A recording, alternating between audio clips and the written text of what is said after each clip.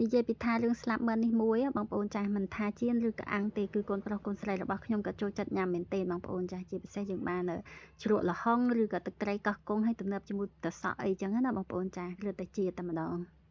អញ្ចឹងថ្ងៃនេះដែរគឺទិញស្លាប់មិន1គីឡូយកមកប្រឡាក់ជៀនឲ្យកូនញ៉ាំអញ្ចឹងណាបងប្អូនចាស់ព្រោះណាមួយពិបាករស់នឹកដែររឿងម្ហូបហ្នឹងគឺព្រឹកឡើងពិបាករស់នឹកណាមិនថាខ្ញុំមិនថាគេទេបងប្អូនចាស់ស្ត្រីភាគច្រើនគឺ90%ជាងហើយបងប្អូនស្ទើរតែ100%រឿង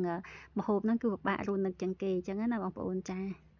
អញ្ចឹងស្លាប់មិននេះដែរគឺខ្ញុំបានប្រឡាក់ទុកប្រហែលជា1ម៉ោងអញ្ចឹងណាបងប្អូនចាស់ទៅខ្ញុំយកមកជៀនធ្វើអញ្ចឹងទៅគឺសាច់មិនយើងចូលជាតិជាមួយគ្រឿងបានល្អចាស់បើសិនណាយើងមានពេលយើងប្រឡាក់ពេលល្ងាចព្រឹកឡើងចាំជៀនមកយប់អីអញ្ចឹងណាបងប្អូនអាហ្នឹងរឹតតែឆ្ងាញ់ទៀត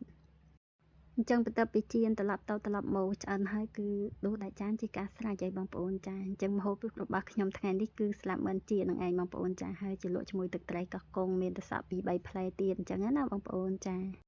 ចុះចំណែកខាងបងប្អូនវិញបានហូបអីដែរជួយខមមិនខាងក្រោមវីដេអូម្នាក់មួយផងអរគុណច្រើនបាយបាយជួបគ្នាវីដេអូបន្តទៀតបងប្អូនចាហើយជួយចុច like share ម្នាក់មួយឬក៏ follow អីអញ្ចឹងណាបងប្អូនចាដើម្បីទទួលបានវីដេអូថ្មីៗក្រោយៗទៀតអរគុណច្រើន